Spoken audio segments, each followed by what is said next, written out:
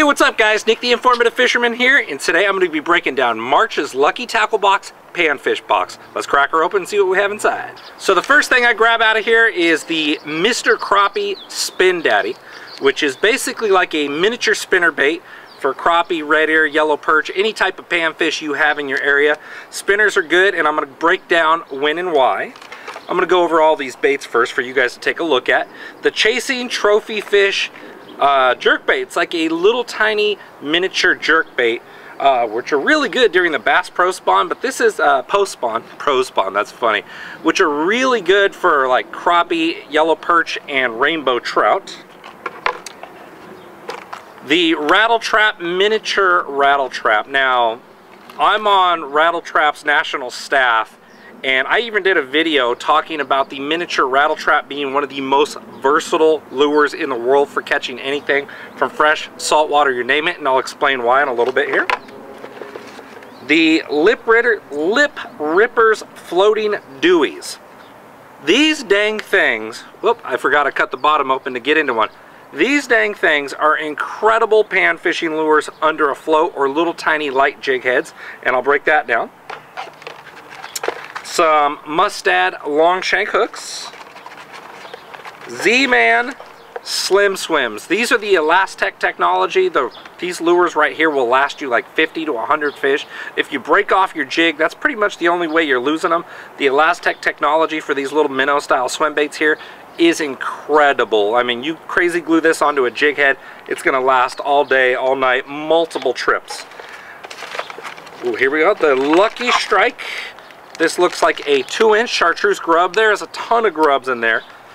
If that doesn't last you half a season for some hardcore crappie or red ear fishing, I don't know what is, because that's a heck of a lot of grubs that come in that package right there. The Genius Baits, the scented, each one of these little grubs in here, this is a, looks like a 2 or 2.5 inch black grub. These are scented, they're pre-scented. These lures are designed to be like a sponge where they absorb a ton of scent. That way, if you're fishing them real slow or dragging them across the bottom, something where scent applies and you need the fish to hang on or a little bit longer, you need to trigger those extra bites on a tough day, it can be really good for you there. And the yellow ticket that comes in for Lucky Tackle Box Live, your card which tells you the value of each individual bait, and the Fish Hound, the magazine, which has breakdowns and articles on how to fish a lot of this stuff. So let's break them down a little bit more thorough. All right, the 1/16 ounce Mr. Crappie Spin Daddy right there. It looks like a size 6 hook. A 1/16 ounce is going to give me a little bit more weight to cast that out there a little bit farther. I went ahead and cut the bottom off the package. And I'll show you, all that is a little tiny spinner bait with a round blade. That's a Colorado blade. This bait's going to have some lift. I'm not going to throw it on ultralight. I'm probably going to throw it on a light rod. And that's just the power class of the rod. And I'll probably fish this anywhere from 4 to 8 pound test line. It's going to give me a little bit more range. With a spinner, you're looking to cast it far and cover water. You're not casting to a particular target, so a longer rod. The longer the rod, the better. A short rod tends to make a little bit more accurate cast. The long rod tends to make lesser accurate cast, unless you're pitching or flipping, but that's more of a bass thing. That longer rod's going to give you more range, and that lighter rod.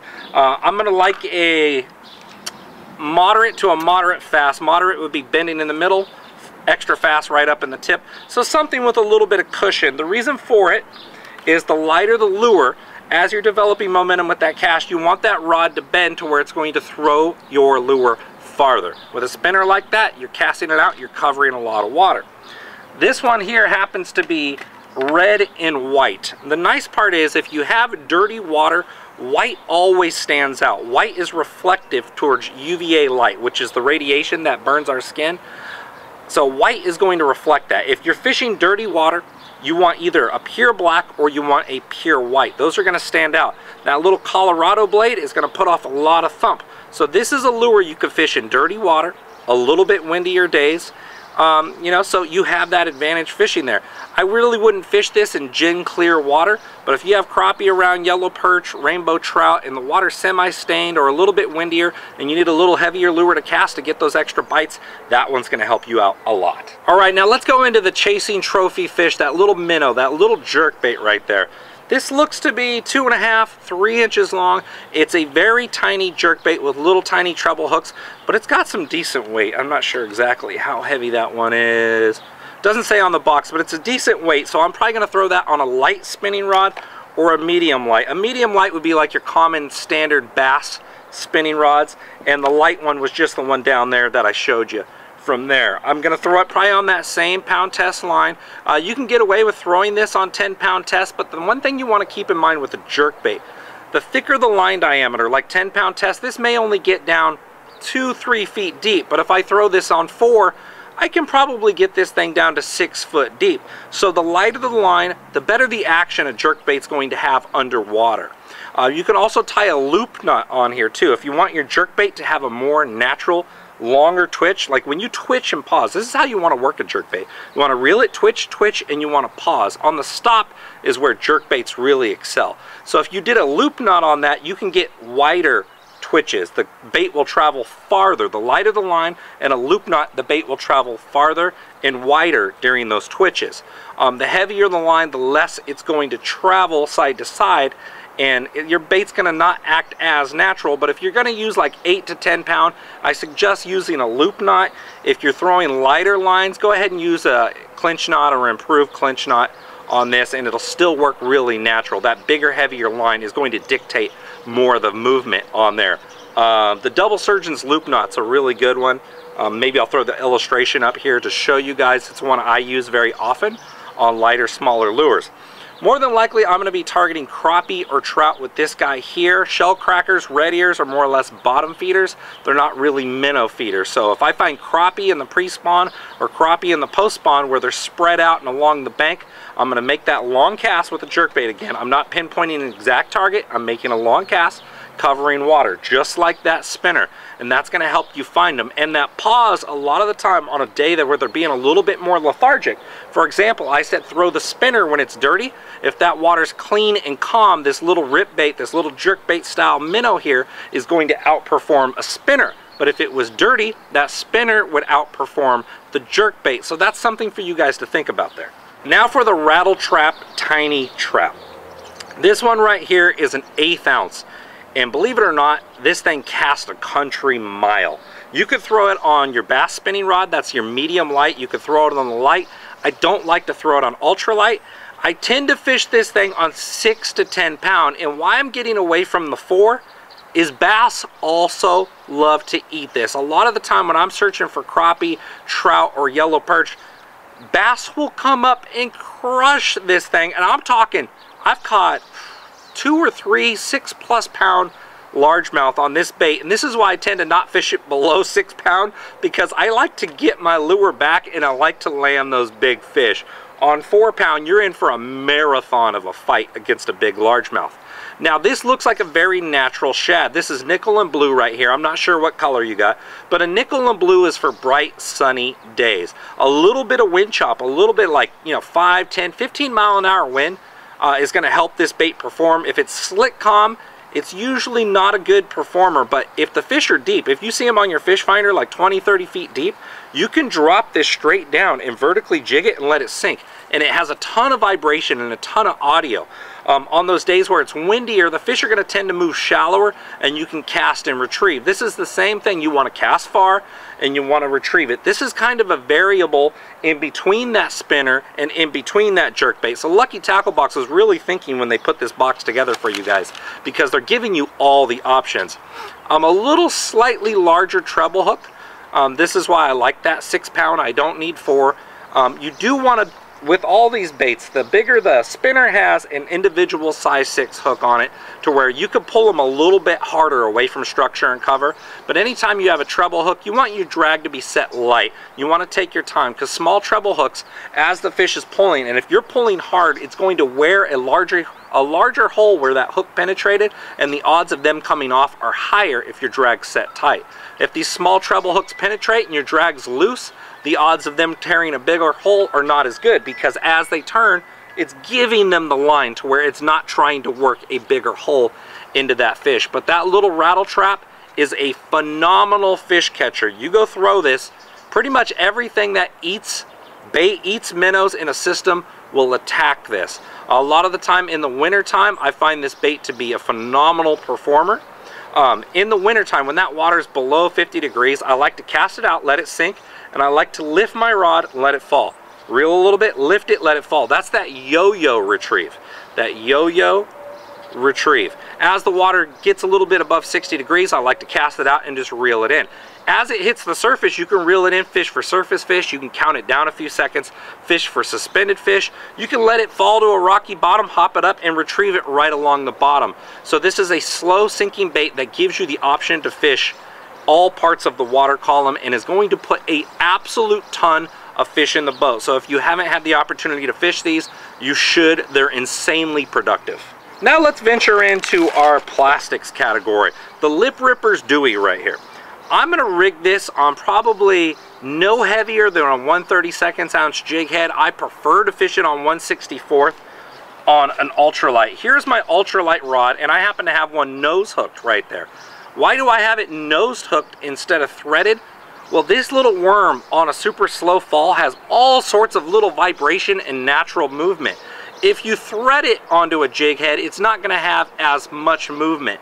To where if I see suspended panfish, if I see crappie sitting next to a tree or bluegill sitting next to a tree, I like to nose hook it on a little tiny weighted hook and cast it out there. If I can't get close enough to them to cast, let's say I'm fishing from the bank and I see a bush or a tree and there's panfish next to it, I'm probably going to put a rocket bobber up there and fish it that same way.